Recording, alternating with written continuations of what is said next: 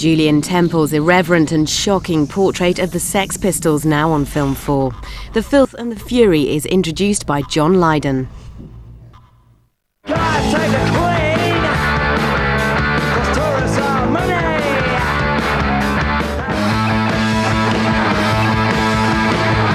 Director Julien Temple has been documenting the tormented and eventful life of the Sex Pistols for more than 20 years.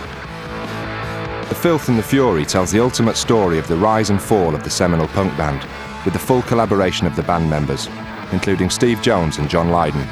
The total message of this movie is honesty, total full-on. Take no prisoners, tell no lies. Go on, you've got another 5 seconds. Say something outrageous. You dirty bastard. There's always someone else's version on how our story goes, you know, and we just wanted to do our own version, really. John was from a different world to me and Cookie. He's more of an intellectual, John. It wasn't meant to be objective. Many truths to everything, but particularly to a process like the Sex Pistols. This was their version, I hoped, and I think they knew I was doing that, so they went with it, you know.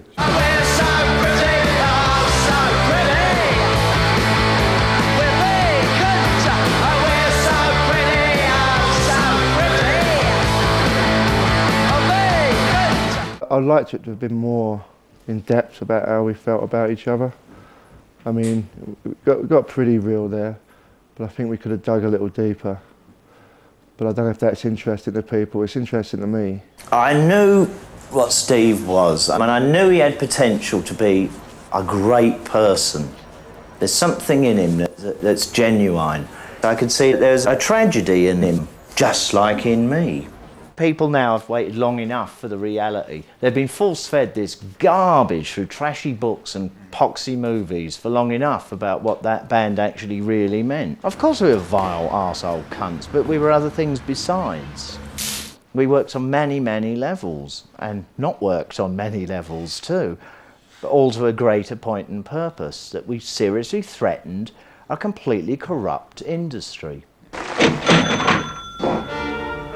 At this point, the Sex Pistols, despite having been fired, were not exactly suffering. Here they were signing a new contract that could make them a lot of money, and they already had a song to record for A&M in honor of the Queen's Jubilee. The stuff I wanted to forget, like the touchy-feely moments, and that all came out, and I think that makes it a better film. The Sid bit, yeah, I started to cry. And I'm not joking. These are people I care about in my life. This is situations I care about. This is a world I care about. I'm good looking and I have a good figure and girls like me. Well, they want a fucking angel in flares and an anorak. Because if they want that, that ain't me, baby. That was actually filmed, you know, when we was doing the swindle, when he's in the deck chair in the park. That was for the swindle, but we never used it, and the stuff with Nancy. And some of the other stuff, like some of the early shows I'd never seen before. You know that I ain't your baby. Want you to know I don't care. I'm happy when you ain't around, lady. Glad when you're not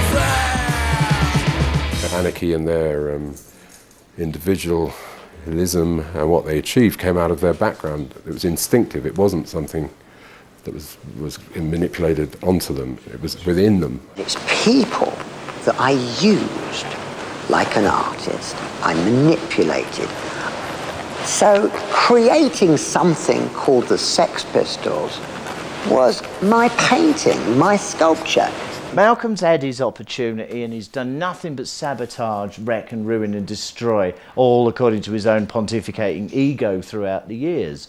And there he is on footage, so we're using what he's actually said.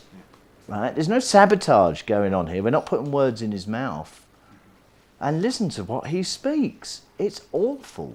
The idea of the name Sex Pistols was sexy young assassins. Pistol meaning a gun, and then pistol meaning a kind of penis. Looking back from like now, 2000, whatever, nothing has gone beyond the Sex Pistols in terms of daring to say what you think and not caring about the consequences and just standing up for the kind of notion of the individual and who you are. And there's a whole generation who don't really know the Pistols now, who's grown up and don't know what they were about. You know, it was extraordinary in London.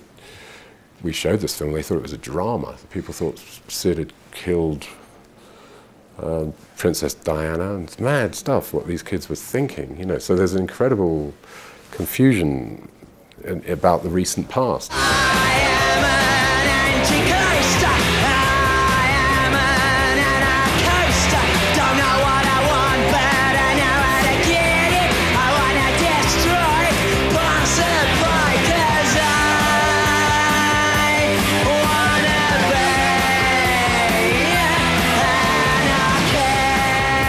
I know it ain't going to be no big money earner. Let's be honest about that. It's a labour of love more than anything.